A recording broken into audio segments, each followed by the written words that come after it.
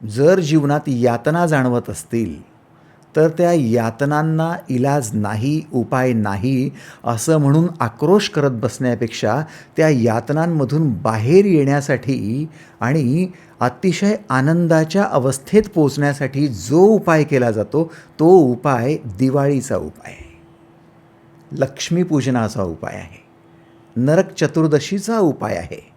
आणि या उपायासाठी आवश्यकता आहे सहिष्णुतेची.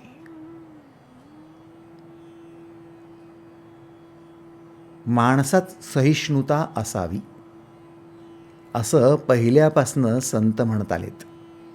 सहिष्णुता काय आणि असहिष्णुता काय, दोन्ही गोष्टी महत्त्वाच्या आहेत. सहिष्णुता म्हणजे अगदी साध्या भाषेत म्हणायचं झालं तर आपल्याशी जुळलेल्या लोकांएवढंच आपण स्वतंत्र व्हावं, शहाणं व्हावं, चौकस बनावं म्हणजे सहिष्णुता. आपल्या संबंधी असलेल्या लोकांएवढंच आपणही शहाणं असावं, त्यांच्या एवढंच चौकस असावं, त्यांच्या एवढंच स्वतंत्र असावं. सहिष्णुता. सहिष्णुतेचा अर्थ इतरांसाठी काही करावं असं नाही आहे. सहिष्णुतेचा अर्थ स्वतःमध्ये विशेष बदल करून घ्यावेत ज्यामुळे आपलं स्वातंत्र्य कमालीचं वाढायला लागेल, आपलं शहाणपण वाढायला लागेल, आपली चौकस बुद्धी वाढायला लागेल. सहिष्णुता. जीवनातील बऱ्याच गोष्टी अशा आहेत जिथे आपल्यात असहिष्णुता दिसते आहे. आणि या सहिष्णुतेसाठी आपण ज्या ज्या महानुभावांनी त्या मार्गावर पाऊल ठेवलंय त्या महानुभावांना वंदन करायला हरकत नाही. अगदी सुरुवातीला माझ्या दृष्टीने दिवाळीच्या या महत्त्वपूर्ण पर्वावर वंदन व्हायला हवं श्रीकृष्णाचं, ज्याने सहिष्णुतेचं दर्शन घडवून दिलं. आई वडील जरी गुलामीत असले तरी सुद्धा, कृष्णाच्या जन्माच्या अगोदर कितीतरी काळापर्यंत ते तुरुंगवासी असल्यानंतर सुद्धा, आणि कृष्ण 16 वर्षाचा होईपर्यंत ते तुरुंगात होते तरी सुद्धा कृष्ण मात्र स्वतंत्र होता. अगदी जन्मापासून तर या पृथ्वीतलावरील आपलं वास्तव्य सोडेपर्यंत स्वतंत्र जीवन, शहाणपणाचं जीवन आणि चौकस बुद्धीचं जीवन, तिन्ही गोष्टींचं त्याने उदाहरण घालून दिलं. म्हणून कृष्ण नरकाकडून स्वर्गाकडे पोहोचू शकला. सहिष्णुता. तुमच्या सानिध्यात जेवढी लोक आहेत त्यांच्यापैकी जेवढी लोक चौकस बुद्धीची असतील, जेवढी लोक शहाणी असतील किंवा जेवढी लोक स्वतंत्र असतील त्यांच्याकडे आकर्षण तुमचं नेहमी असतं. कारण त्यांच्या वागण्यात, त्यांच्या बोलण्यात, त्यांच्या अस्तित्वात, त्यांच्या असण्यात दिसण्यात स्वर्ग झळकत असतो अक्षरशः. Agreed or not. आणि या गोष्टी तुम्ही कमी करून टाका. तुमच्या यातना 5वीला पुजल्याच आहे जणू. आयुष्यभर यातनाच यातना आहे असं तुम्हाला वाटत राहील. पैसा असला तरीही, सौंदर्य असलं तरीही, शिक्षण असलं तरीही.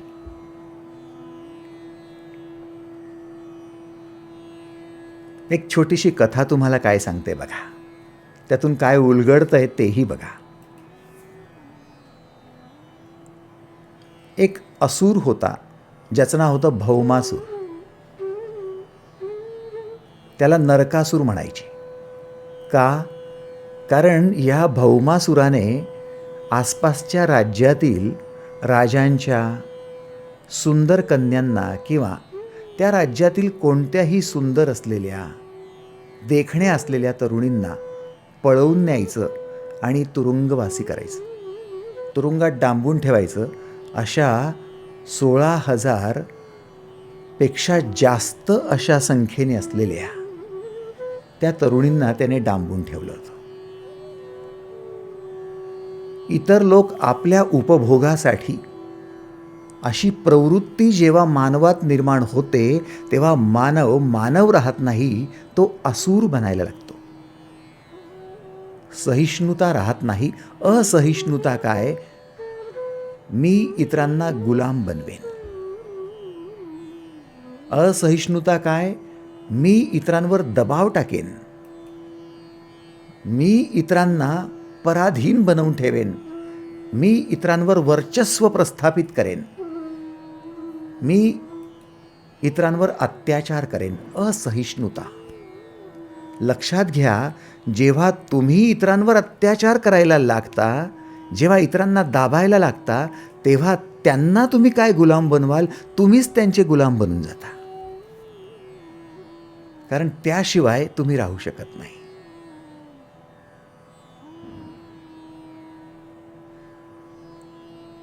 तुम्ही तुमच्या घरच्या नोकरांवर अवलंबून की नोकर तुमच्यावर? नोकर फक्त पैशांसाठी तुमच्यावर अवलंबून असतो, परंतु तुम्ही नोकराच्या 10 कामांवर अवलंबून असता. तो नोकर तुमच्या पैशांशी संबंधित असतो आणि तुम्ही त्याचे वास्तविक पाहता गुलाम असता.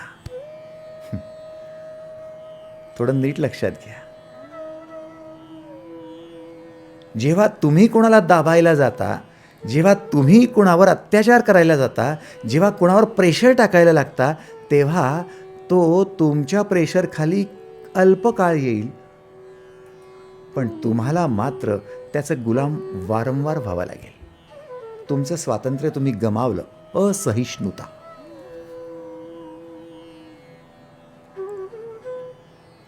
म्हणायला गेलं तर नरकासूर, ज्याने हजारो स्त्रियांना डांबून ठेवलं होतं आपल्या उपभोगासाठी, त्या स्त्रियांचं जीवन यातनामयी झालं होतं, नरकमयी झालं होतं, म्हणून भौमासुराला नरकासूर म्हणायची.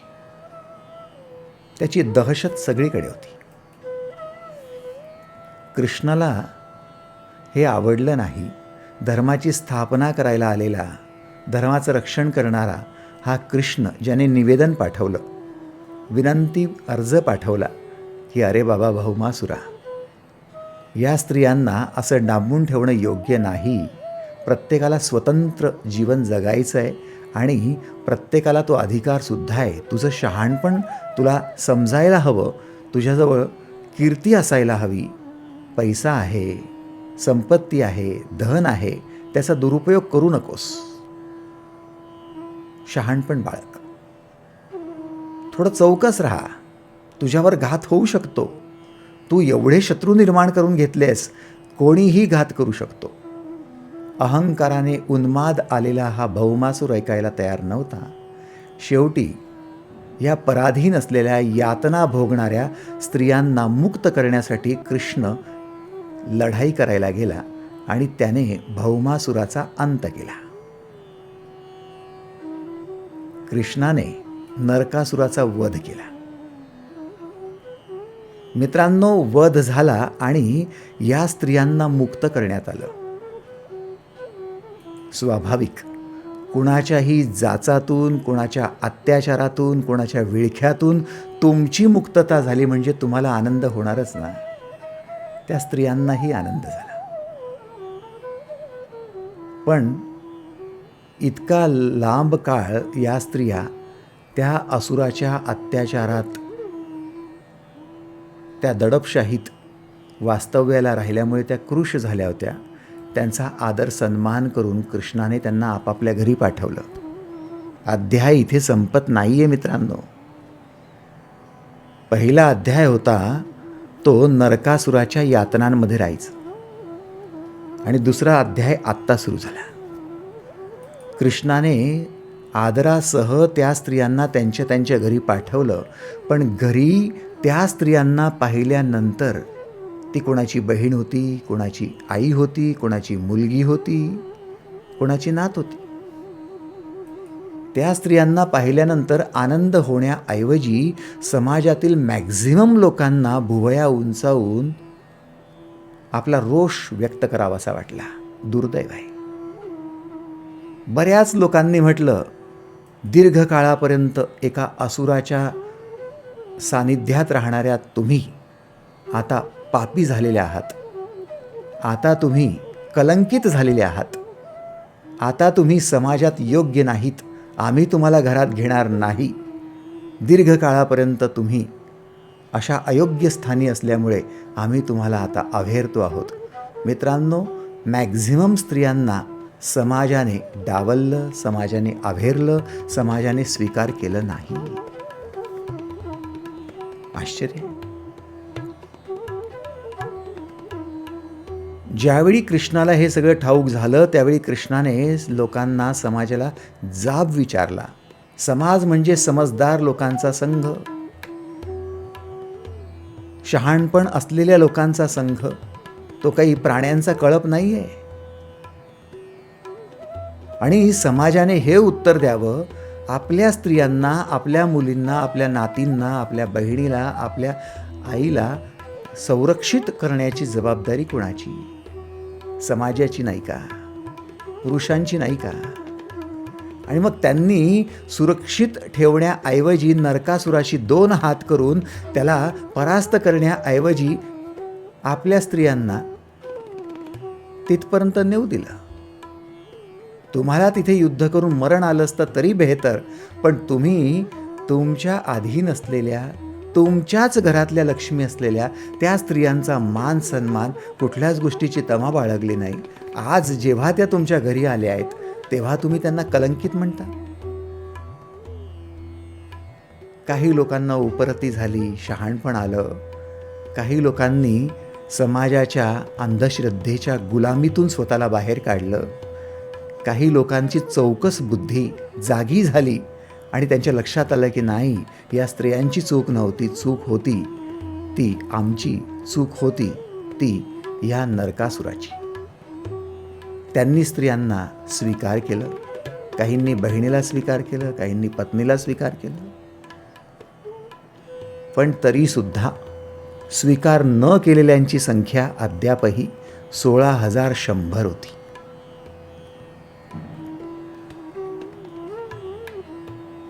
अद्यापही. या सगळ्या स्त्रिया आत्महत्या करण्यासाठी निघाल्यात. कृष्णाने त्यांना अडवलं. कृष्ण म्हणाला, असं का करता? हे योग्य नाही. कुणाची हत्या करणं योग्य नाही, तर आत्महत्या करणं मुळीच योग्य नाही. त्या म्हणाल्या, आम्ही यातनेत होतो आणि आताही यातनेतच आहोत. आमची मानसिकता तू समजू शकणार नाहीस कृष्णा. आम्ही परेशान आहोत. समाज आम्हाला स्वीकारत नाही. आम्ही काय करावं? कृष्ण म्हणाला, तुम्ही द्वारकेला येऊन राहा, माझ्या निवासी येऊन राहा.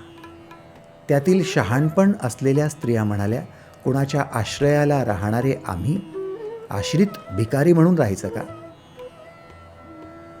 आमचं अस्तित्व काय?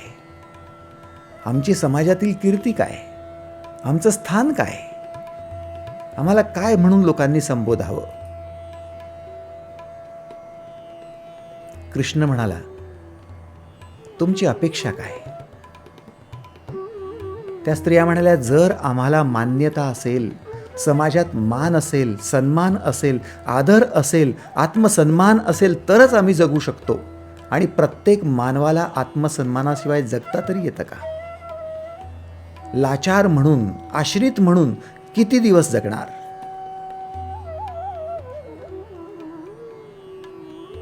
कृष्ण म्हणाला, तुम्ही कर्तृत्ववान आहात, तुम्ही महान आहात, तुम्ही झुंज दिली आहे, तुम्ही समर्थ आहात, तुम्ही काळजी करू नका. तुम्ही माझ्या निवासी जेव्हा येत आहात तेव्हा आश्रित म्हणून नव्हे. माझं सगळ्यांवर प्रेम आहे. काही स्त्रिया म्हणाल्यात, आमच्या कुटुंबियांनी आम्हाला स्वीकार केलं नाही, कलंकित म्हणून आम्हाला दोष दिला. तू तरी आम्हाला स्वीकार करायला तयार आहेस का? आणि जर असशील तर आम्हाला कोणतं स्थान देशील सांग. कृष्ण म्हणाला, कोणतं स्थान हवं आहे? स्त्रिया म्हणाल्या, आम्हाला तू पती म्हणून हवायस. सांग, तू पत्नी म्हणून आमच्यासारख्या कलंकित स्त्रियांना स्वीकार करू शकशील काय? कृष्णाने विचारही केला नाही, शहाणपण दाखवलं, अतिशय शहाणपण, त्या क्षणीच शहाणपण. कृष्ण म्हणाला, येस, मी रेडी आहे. कलंकित झालेल्या समाजात 16,100 स्त्रियांना स्वीकारणं आणि त्यांच्या आयुष्याची जबाबदारी घेणं हे साधं काम नव्हतं. त्याला म्हणतात सहिष्णुता. आणि कृष्णाने त्या स्त्रियांना स्वीकारलं, त्यांना लक्ष्मी बनवलं आणि लक्ष्मी पूजन समाजात जन्माला आलं.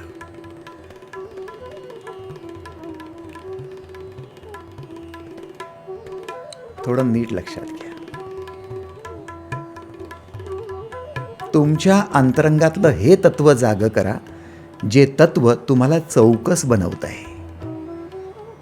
डोळ्यांनी दिसतं, फक्त त्यावरच स्थूळ बुद्धीने फक्त त्यावरच शिक्कामोर्तब करून कोणाला दोष देणं, कुणावर आरोप करणं, कुणावर लांछन लावणं हे तुमच्यासाठी योग्य नव्हे.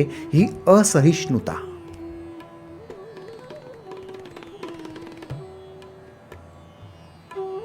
कोणाला गुलाम बनवणं ही असहिष्णुता, तर कोणाला लांछन लावणं ही सुद्धा असहिष्णुता. तुम्ही तुमच्या घरात बसलायत, तुम्ही समाजात उजळ माथ्याने वावरतायत आणि तुमचेच लोक, तुमचेच भावंड, तुमचेच कुटुंबीय ते मात्र कलंकित. असं कसं होऊ शकतं? तुम्ही त्यांच्यासाठी काहीच करण्यासाठी जबाबदार नाही का?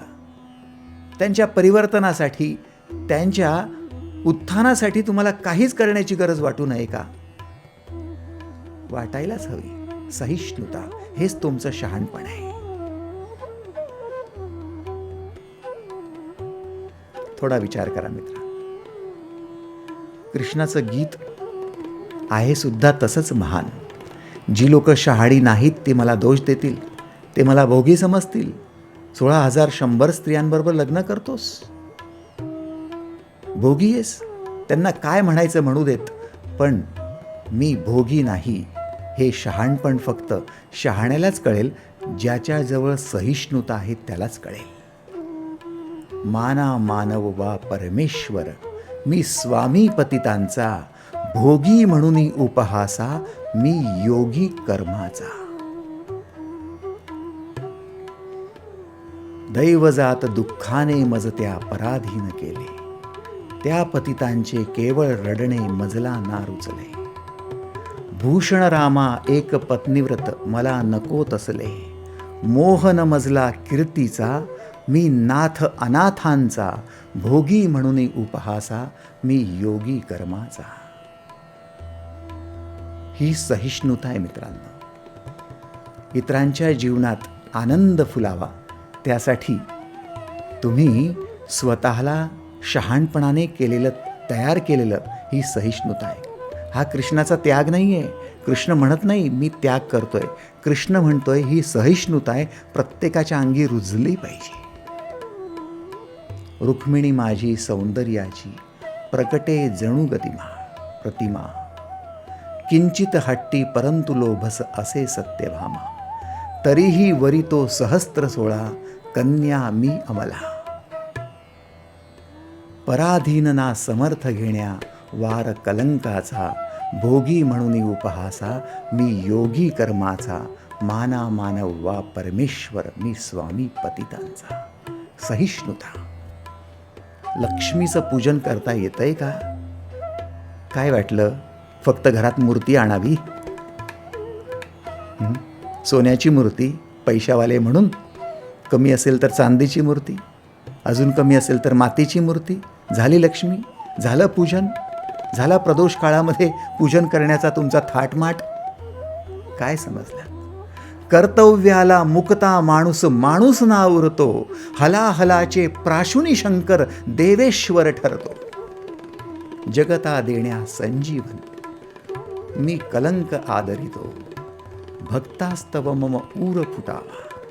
मच वत्सल मायेचा भोगी म्हणून उपहासा मी योगी कर्माचा, माना मानव वा परमेश्वर मी स्वामी पतितांचा. ही सहिष्णुता आहे. एवढी सहिष्णुता जर तुमच्या अंतरंगी उपजली तर तुमचं मन संतुलित होतं.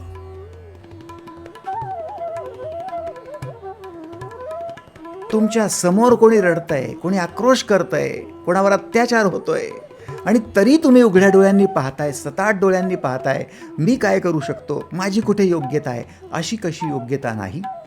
शिवाजी महाराजांनी असंच म्हटलं असतं तर तुम्ही मराठमोळे आज महाराष्ट्रात कशाला दिसला असता, कशाला या राष्ट्राला शिवाजी महाराजांचा अभिमान राहिला असता आणि कशाला जाणता राजा तुमच्या समोर असता.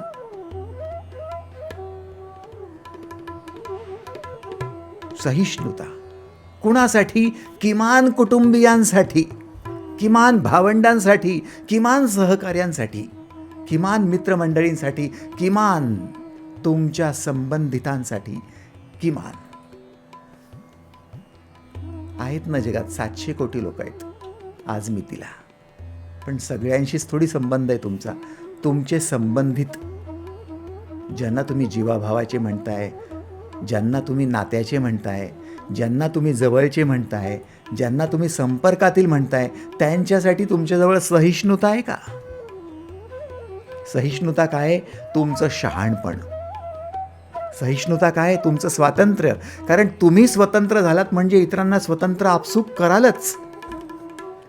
तुम्ही इतरांना गुलाम केलं म्हणजे तुम्ही त्यांचे गुलाम होणारच.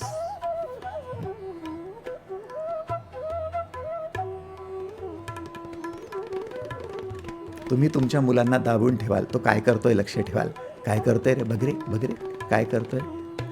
तो मुलगा काय करतोय, तो स्वतंत्र करण्यासाठी की तुम्ही आता गुलाम आहात त्याचे. काय करतोय म्हणून कामं सोडले आणि तो काय करतोय.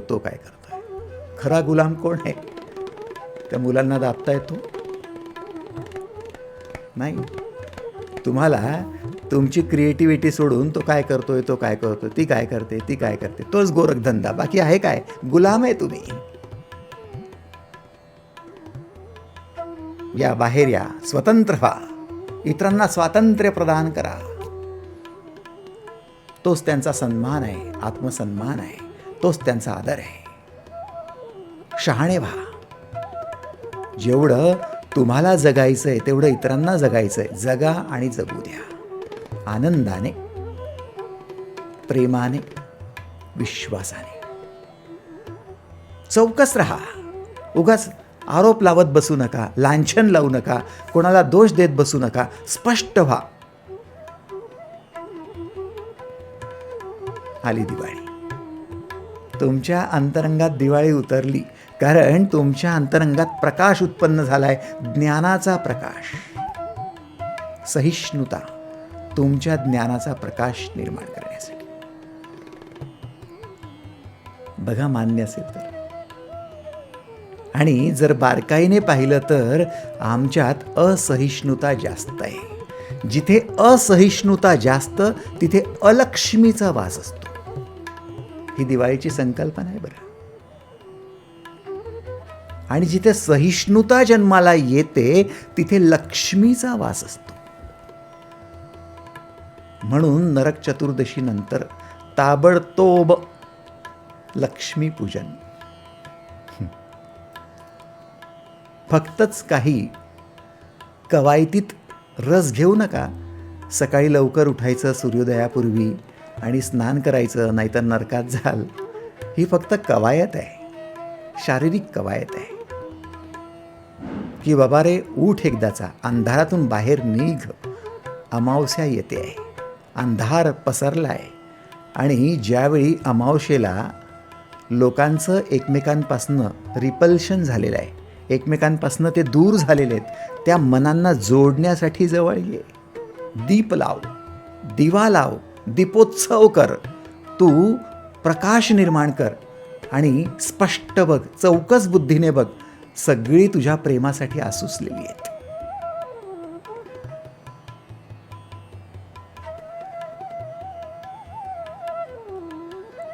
म्हणून अमावस्येच्या दिवशी दिवाळी आहे. अमावस्या काय,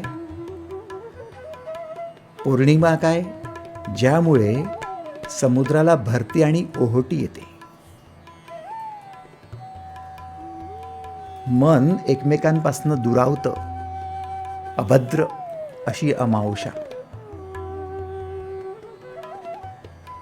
पण त्या अभद्र असलेल्या, अर्थात एकमेकांची मनं दुरावलेल्या अवस्थेत सुद्धा जर शहाणपण दाखवशील, जर स्वातंत्र्याला महत्त्व देशील, जर चौकस राहशील, आरोप बंद करून टाकशील, दोष देणं बंद करशील, तर डेफिनेटली तुला त्या अमावस्येत सुद्धा, त्या अभद्र अवस्थेत सुद्धा तुला दिवाळी साजरी करता येईल. तेव्हा सुद्धा, प्रतिकूलतेत सुद्धा. म्हणून दिवाळी अमावस्येच्या दिवशी प्रतिकूलतेत दीपोत्सव. आहे ना आश्चर्य?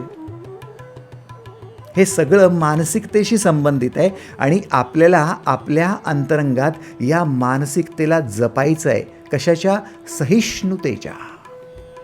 विष्णूसह ती सहिष्णुता आणि विष्णू व्यतिरिक्त ती असहिष्णुता. जिथे विष्णू तिथे लक्ष्मी, आणि जिथे विष्णूच नाही तिथे लक्ष्मी कशाला पाहिजे?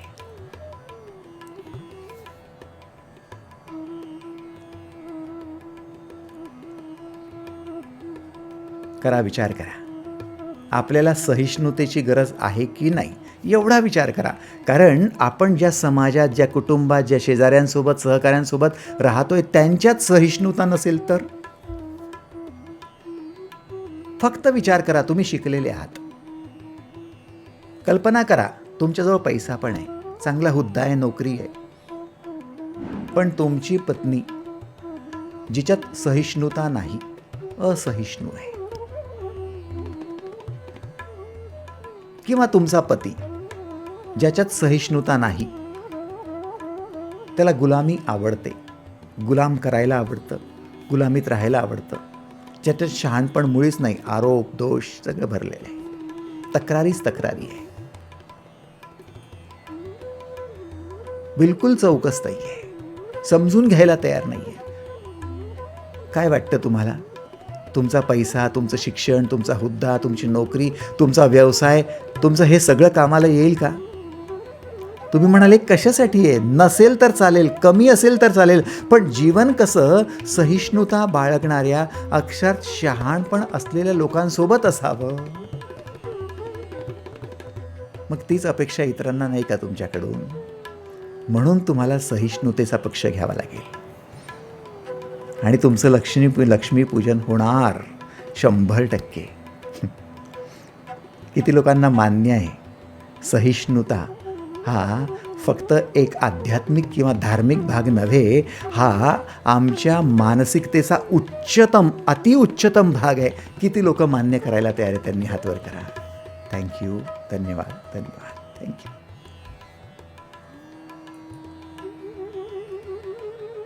आपणा सगळ्यांच्या या अतिशय महत्त्वपूर्ण चयनावर, निवडीवर लक्ष्मी प्रसन्न होणार आहे आणि तेच आहे लक्ष्मीपूजन. लक्ष्मीची वेगवेगळी रूपं सुद्धा आहेत आणि लक्ष्मीच्या वेगवेगळ्या रूपांमध्ये तुम्हाला सगळीकडे चैतन्य, आनंद हे पाहायला मिळतं. लक्ष्मीचं पहिलं रूप धनलक्ष्मी. तुमच्या घरी धन येणार. धनाचा उपयोग तुम्ही तुमच्या जीवनाच्या सुखासाठी, समृद्धीसाठी, शांतीसाठी करू शकता. धनलक्ष्मी अर्थात जर तुमच्यात सहिष्णुता असेल तर तुमच्यासाठी लक्ष्मी धनाच्या रूपाने येणार. जर शहाणपण दाखवत असाल, चौकस बुद्धी बाळगत असाल, जर तुम्ही स्वतंत्र जीवन जगून इतरांना स्वातंत्र्य प्रदान करत असाल, तर तुमच्या जीवनात धनाची कमी राहणार नाही. लक्ष्मी धनाच्या रूपात येणार. धनलक्ष्मी. लक्ष्मीचं दुसरं रूप मानलं गेलं धान्यलक्ष्मी. तुम्हाला अन्नाची बरकत राहील, कधीच अन्न कमी पडणार नाही, भांडार भरलेलं असेल.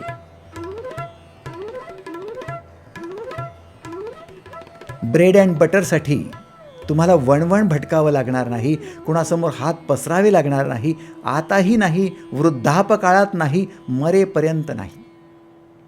नेहमीसाठी धान्याने तुमची कोठारं भरलेली असतील. धनलक्ष्मी, धान्यलक्ष्मी.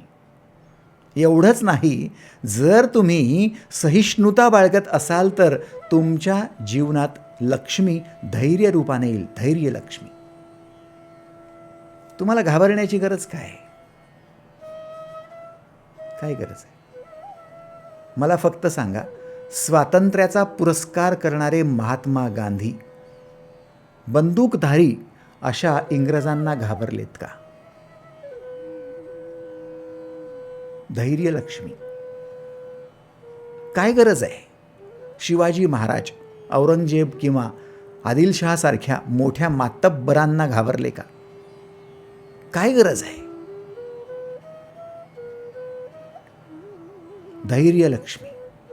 तुमचा धीर सुटणार नाही जर तुम्ही शहाणपणाला, चौकस बुद्धीला शरण जाल तर, स्वातंत्र्याला पूजाल तर. सिंपल आहे ना. म्हणून पुन्हा पुन्हा आठवण करून देतोय, सहिष्णुता महत्वाची. लक्ष्मीचं चौथं रूप आहे शौर्यलक्ष्मी. तुमची शूरता, तुमची वीरता, प्रत्येक अडचणीमध्ये तुम्ही घाबरून न जाता त्याच्यावर मात करण्यासाठी शूरवीरासमान समोर पाऊल टाकणार, पुढेच पाऊल टाकणार, पुढेच पाऊल टाकणार. तुमच्या घरात लक्ष्मीची ही पावलं येणार. शौर्यलक्ष्मी. फक्त विचार करा ना, काही अडचणी आल्या आहेत, काही आव्हानं आली आहेत आणि तुम्ही घाबरताय, रडताय, आक्रोश करताय आणि कोपऱ्यात जाऊन बसलायत आणि तुमची पोरं तुमच्याकडे पाहतायत केविलवाणी होऊन, आई आता काय होईल ग? बेटा आता काही खरं नाही. बाबा आता काय होईल? बेटा काही नाही, आता मला असं वाटतं की आपण संपून जावं, सगळं संपलं आहे आपल्यासाठी. त्या लहान मुलांना, अबोध बालकांना त्यांना चौकस बनवण्याऐवजी भित्र बनवणं हे तुम्हाला शोभतं का? शौर्यलक्ष्मी. तुमच्या जीवनात शूरता आली पाहिजे. लक्ष्मीची पावलं आहेत ही. तुम्हाला काय वाटतं, फक्त पैसा म्हणजे लक्ष्मी का? नाही. फक्त सहिष्णुता बाळगा तर खरं. शौर्यलक्ष्मी, जिला बोलवावं लागणार नाही, ती शूरता तुमच्यात येणार, ती वीरता येणार.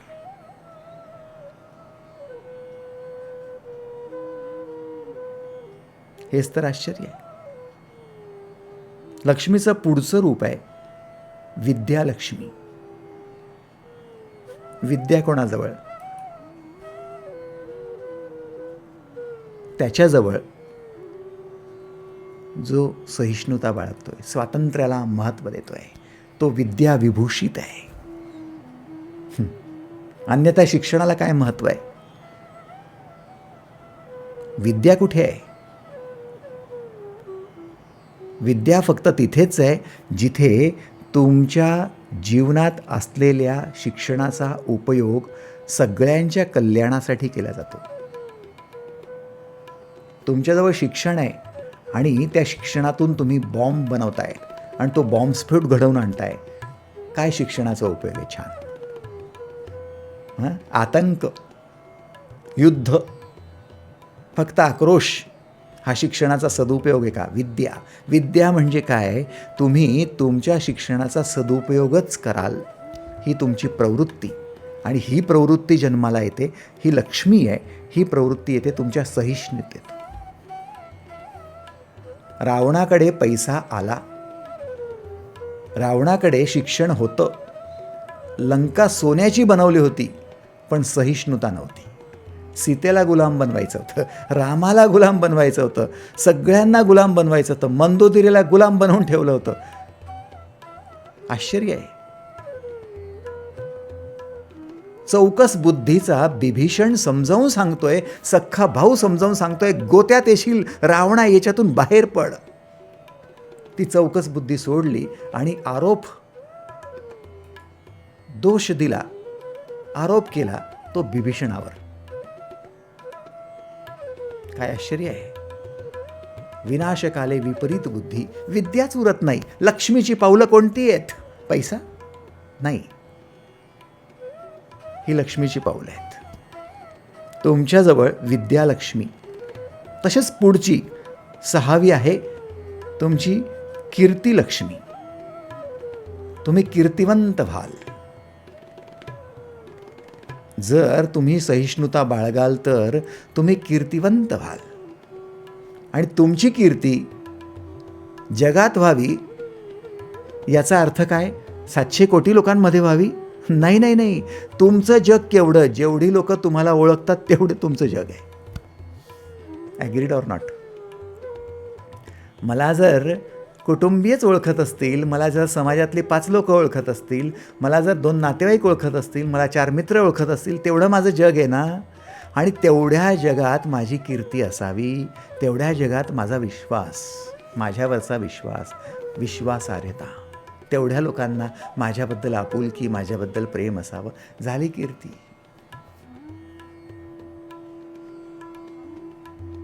ज्यांनी कधी माझा चेहराच पाहिला नाही, जी कधी माझ्याशी बोललेच नाही, ज्यांना माझं नावच ठाऊक नाही, तिथे कशाचे कीर्तीचे झेंडे लावतोय आपण? कशासाठी? करा ना, विचार करा ना. अहो, सूर्यसुद्धा कितीही तेजस्वी असला तरी त्या सूर्याचा प्रकाश जिथपर्यंत पोचतोय तिथपर्यंतच कीर्ती आहे. आणि जे तारे तुमच्यापासून दूर आहेत, त्यांचा प्रकाश तुमच्यापर्यंत येत नाही आहे, ते तारे सूर्यापेक्षा प्रभावशाली असले तरीसुद्धा त्यांची कीर्ती तुमच्याजवळ कुठे आहे? तुम्ही सूर्याला नमस्कार करता, तुम्ही सूर्याची प्रार्थना करता, सूर्योपासना करता, सूर्य नमस्कार करता, पण तुम्ही त्या ताऱ्यांची कुठे उपासना करता? ज्यांच्यात प्रकाश प्रचंड आहे, सूर्यापेक्षाही आवाढव्य आहेत, पण त्यांची कीर्ती तुमच्याजवळ नाही. तुमच्या सूर्याचीच कीर्ती तुमच्यापर्यंत आहे, कारण तो तुमच्याशी डायरेक्टली संपर्क करते. ॲग्रीड? तुमचं जग केवढं, तेवढं जेवढे तुमच्या संपर्कात आहेत. म्हणून सहिष्णुता बाळगा किमान तिथपर्यंत. कीर्तिलक्ष्मी, लक्ष्मीचं 7वं रूप आहे तुमच्यासाठी, विजयालक्ष्मी. कोणत्याही घडीला विजयच व्हायला हवा. यश असो किंवा अपयश असो, दोघांमधनं साधायचा तो विजय. यशाला सुद्धा गळ्याशी लावायचं, कारण तो शुभ निर्माण करतोय. अपयशाला गळ्याशी लावायचं, कारण अपयश तुम्ही कसे चुकताय ते शिकवतोय, तुमचा लाभ करून देतोय. चुका करायच्या नाहीत. ही गोष्ट अयोग्य कशी आहे आणि हे केल्याने नुकसान काय होतं हे शिकवणारं अपयश, त्याच्यातून तो लाभ मिळवा. आणि योग्य कसं करायचं आहे हे शिकवणारं यश. या दोघांमधून तुम्ही विजयच मिळवा. आणि विजयी व्हायचं असेल तर मग सहिष्णुता किती कामाची आहे ना, शहाणपण. बस. आणि शेवटची 8वी, जे लक्ष्मीचं 8वं रूप आहे, ते आहे राज्यलक्ष्मी. तुम्ही इतरांच्या हृदयावर राज्य करायला हवं. तुम्ही हृदय सम्राट बनायला हवं. तुम्ही हृदय ईश्वर बनायला हवं. तुम्ही परकाया प्रवेश करायला हवा. इतरांच्या हृदयात तुम्ही स्थान मिळवायला हवं. ज्या कायेत तुम्ही राहताय, ज्या शरीरात तुमचा वास आहे, त्याच्या व्यतिरिक्त इतर जे शरीर आहेत त्यांच्या आत्म्यासोबत तुमचं आत्ममिलन व्हायला हवं. त्यांच्या हृदयात तुम्हाला स्थान मिळायला हवं. हृदयेश्वर बनायला हवं. तो परकाया प्रवेश. कीर्तिवंत व्हा, यशवंत व्हा. राज्यलक्ष्मी. आणि मित्रांनो, जर ही लक्ष्मीची पावलं तुमच्या जीवनात आली तर तुमचं लक्ष्मीपूजन नाही का? त्यासाठी सहिष्णुता आहे. आहे ना? किती लोक या लक्ष्मीच्या मूळ स्वरूपाला, सूक्ष्म स्वरूपाला समजून घ्यायला तयार आहेत आणि त्यासाठी जे 2-4 नियम मी सांगतोय त्यावर पावलं ठेवायला तयार आहेत. त्यांनी आत्मनिरीक्षण करायचं आहे. बघा, एक 2-3 नियम तुम्हाला सांगू इच्छितो दिवाळीच्या महान पर्वावर. ज्यांना ज्यांना जीवनात लक्ष्मीपूजन करायचं आहे आणि त्यांना प्रदोष काळामध्ये, अर्थात जेव्हा अमावस्या शिगेला असते तेव्हा, जेव्हा मनं दुरावलेली असतात तेव्हा ह्या लक्ष्मीचं पूजन करून आपल्या जीवनात ही लक्ष्मी अवतरित करायची. म्हणजे लक्ष्मीची जेवढी रूपं सांगितली ही आपल्या घरात आणायची, गृहलक्ष्मीच बनवून टाकायची त्यांच्यासाठी. मग हे पुरुष आणि स्त्रिया दोघांसाठी आहे. जसं तुम्ही पाहता ना, तुम्ही म्हणता आज सायंकाळी 6 ते 8:30 पर्यंतचा वेळ प्रदोष काळाचा आहे बाबा, तेवढ्या काळामध्ये तुमचं लक्ष्मीपूजन झालं पाहिजे. ओके, हे झालं बाह्य स्थूळ दृष्टीने पाहणं. पण उरलेल्या काळात काय गाफील राहायचं का? नाही, तेव्हा पण शहाणपण हवं आहे. नेहमीसाठी प्रत्येक क्षण माझा जागृतीचा, जागरणाचा आहे ना? मग काही 2-4 नियम तुम्हाला सांगतो. सहिष्णुता वाढवण्यासाठी पहिला नियम कोणता? आपण शिकलो ते सत्य आणि इतरांचं शिक्षण चूक, ही असहिष्णुता.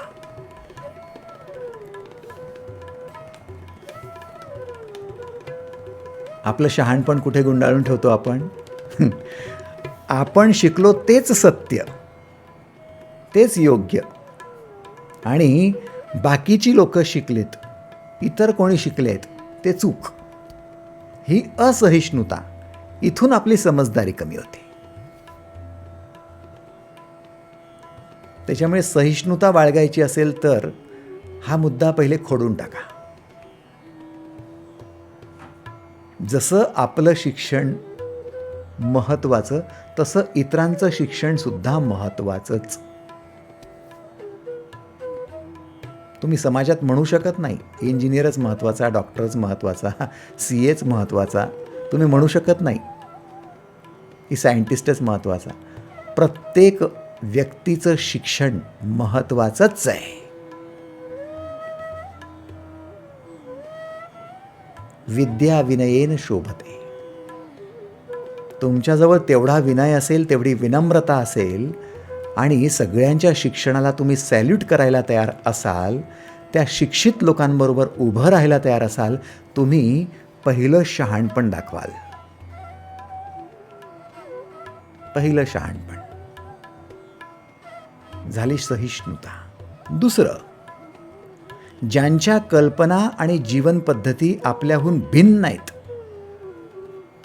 ज्यांच्या कल्पना आणि जीवन पद्धती आपल्याहून भिन्न आहेत, वेगळ्या आहेत, त्यांना टाळणं ही असहिष्णुता. ज्यांच्या कल्पना आपल्यापेक्षा वेगळ्या आहेत त्यांना टाळणं असहिष्णुता. उलट ज्यांच्या कल्पना आपल्यापेक्षा भिन्न आहेत, जीवन पद्धती पण डिफरंट आहे आपल्यापेक्षा, त्यांना न टाळता त्यांना आपल्यासोबत घेणं म्हणजे आपल्या कल्पकतेचा आवाका वाढवणं आहे. तुमच्या कल्पकतेला पंख लावा तर खरं. कशी लक्ष्मी तुमच्याकडे सगळ्या पावलांनी धावत येते बघा. लक्ष्मीच्या मागे धावण्याची गरज नाही आहे, लक्ष्मी तुमच्या मागे धावत येईल. तुम्ही सहिष्णुता बाळगायला शिका. आहे ना आश्चर्य? आपल्यापेक्षा भिन्न कल्पना असलेले लोक, भिन्न जीवन पद्धती जगणारे लोक, ते आपल्याला आवडत नाही, आपण टाळतो. आपण म्हणतो नाही, मॅच नाही होत मला. अरे तुला तेच मॅच होतात, थांब, तुझ्यासाठी आवश्यक आहे. नाही, माझी पत्नी वेगळ्याच कल्पना करते हो, बिलकुल मॅच होत नाही आमचे विचार. मी इकडे काही वेगळी कल्पना करतो, ती वेगळीच कल्पना असते, काहीतरी वेगळीच असते. जीवन पद्धती पण एकदम डिफरंट आहे. मला डाएट करायला आवडतं, तिला अमुक खायला आवडतं. मला कुठल्या गोष्टीचा रिसर्च करायला होतो, तिला बाहेर फिरायला आवडतं. हे काय? मला अमुक कपडे आवडतात, तिला तर रंगीबेरंगी छान छान कपडे घालायला आवडतात. हे काय? मित्रांनो, तुमच्या जीवनात ही रसिकता तुम्हाला वाढवावी लागेल. तुमच्यासाठी कॉन्ट्रास्ट असणं तुमच्या कल्पकतेला अधिक उजाळा देणं आहे. तुम्ही सहिष्णुता दाखवा दाखवा दाखवा. किती लोक तयार आहेत त्यांनी हात वर करा, कारण इथे फार मोठा विस्फोट होतो आपल्यात. Thank you thank you thank you. धन्यवाद धन्यवाद. लक्ष्मीला ये म्हटल्याने येणार नाही प्र. तुम्ही विष्णूचं भजन सुरू करा, लक्ष्मींना बोलवता येईल. विष्णू म्हणजे सहिष्णुता. तिसरी गोष्ट, आपल्याशी सहमत होणाऱ्यांनाच शोधत राहणं. आपल्याशी सहमत होणाऱ्यांनाच शोधत राहणं ही सगळ्यात मोठी असहिष्णुता आहे. आणि जे आपल्याशी सहमत नाही पण आपले हितचिंतक आहे, त्यांचं काय मग?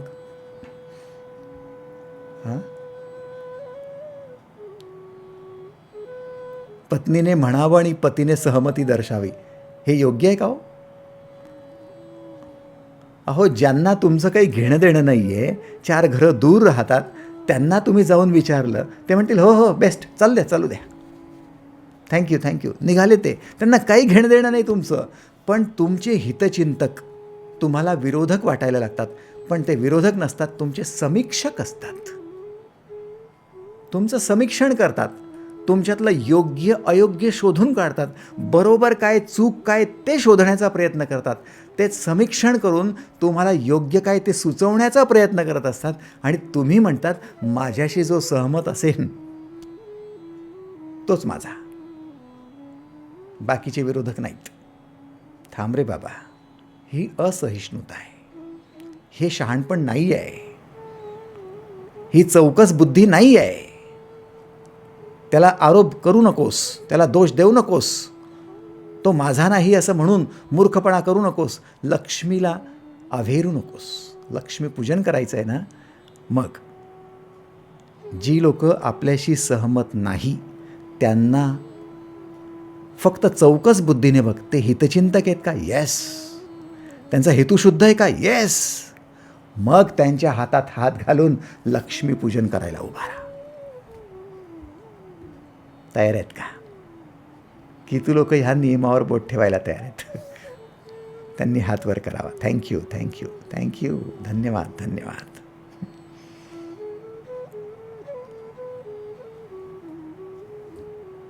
शेवटचा मुद्दा,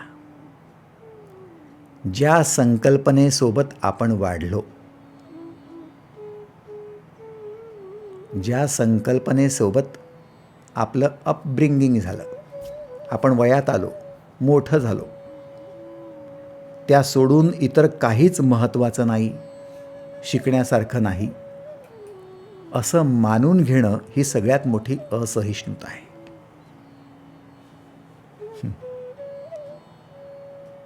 आपण वेगळ्या वातावरणात लहानचं मोठं झालो, आपल्याला शिकायला काही वेगळ्या गोष्टी मिळाल्या, पण बऱ्याच अशा गोष्टी आहेत ज्या गोष्टी आपल्याला स्पर्शसुद्धा केल्या नाहीत, पण त्या सगळ्या कुचकामी आहेत, बिनाकामाच्या आहे, कामाच्या नाही आहेत, शिकण्यासारख्या नाही. असं काही अर्थ आहे का त्याचा?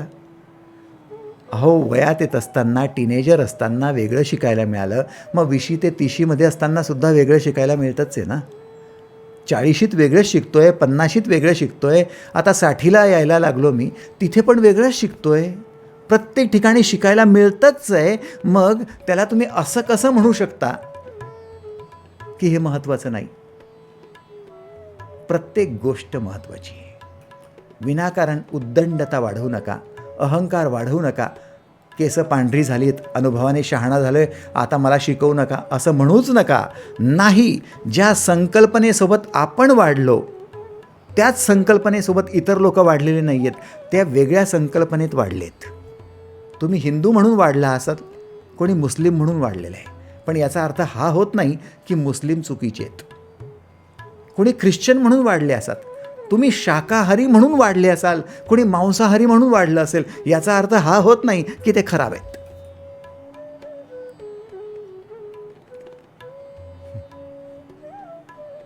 तुम्ही काटकसरी म्हणून वाढले असाल, कुणाजवळ खूप जास्त आर्थिक सुबत्ता असेल आणि रेलचेल असेल, राजेशाही थाटात वाढला असेल, तुम्ही म्हणू शकत नाही. त्यामुळे विनाकारण तुम्ही कोणाला दोष देत बसू नका. चौकस राहा, चौकस राहा. ज्या संकल्पनेसोबत मी वाढलोय, माझ्याशी संबंधित व्यक्ती ती तिच्या वेगळ्या संकल्पनेसोबत वाढली. त्याच्यामुळे माझं आणि त्याचं कंपॅरिझन करण्याची गरज नाही आहे. असू दे ना, दोघांना आपापल्या जागी असू दे ना. Agreed or not.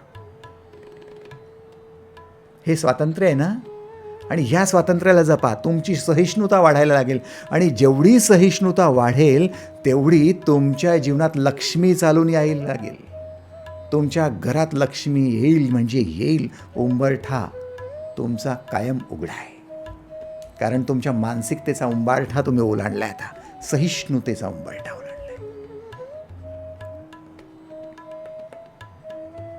लक्ष्मीपूजन. कृष्णाने हेच दाखवून दिलं, माझं शहाणपण कशात आहे, माझी चौकस बुद्धी कशात आहे, आणि माझ्या स्वातंत्र्याचा अर्थ काय. म्हणून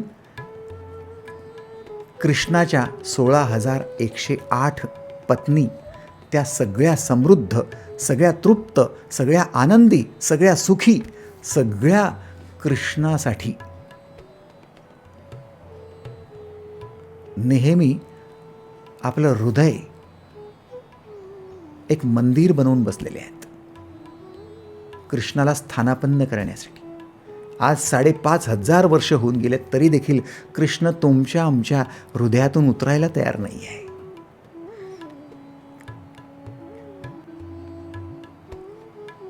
सगळ्यांना आकर्षित करणारा तो कृष्ण. हे सगळं कशामुळे? सहिष्णुतेमुळे. म्हणून आपण आज वचन देऊया स्वतःला, मी सहिष्णुता बाळगेन, माझ्या मनाला संतुलित बनवेल आणि सगळ्यांना माझ्यासोबत जोडून त्यांचं मन संतुलित करेल सहिष्णुतेच्या बळावर. माझं शहाणपण, स्वातंत्र्य आणि चौकस बुद्धी तिघांना मी शरण जातो आहे. ओम ओम ओम. सगळ्यांच्या घरी हा लक्ष्मीपूजनाचा महान योग येवो. सगळ्यांना तत्वरूपाने लक्ष्मीपूजन करायला मिळो. नरक चतुर्दशीच्या आणि लक्ष्मीपूजनाच्या आपणा सगळ्यांना पुन्हा पुन्हा हार्दिक शुभेच्छा. आपल्या घरी लक्ष्मीची ही सगळी रूपं प्रकट होत राहो आणि गृहलक्ष्मी नेहमीसाठी आपल्या घरी पाणी भरो, ही ईश्वरचरणी प्रार्थना. दिवाळीच्या पुन्हा पुन्हा आपणा सगळ्यांना शुभेच्छा. आजसाठी एवढंच. धन्यवाद.